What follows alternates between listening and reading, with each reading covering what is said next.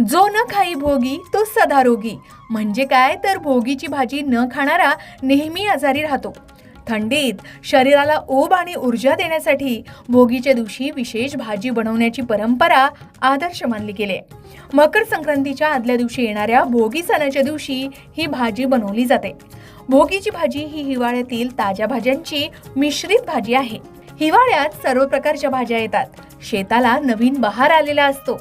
त्यामुळे या काळात भोगीची भाजी आणि तीळ लावलेल्या बाजरीच्या भाकरीचा आस्वाद घेतला जातो. या पदार्थांमधून उष्णता येते, ज्यामुळे शरीर पुन्हा वर्षभर काम करण्यास सज्ज होतं. विविध भाज्यांमुळे आवश्यक विटॅमिन्स, प्रोटीन, फायबर आणि मिनरल्स मिळतात.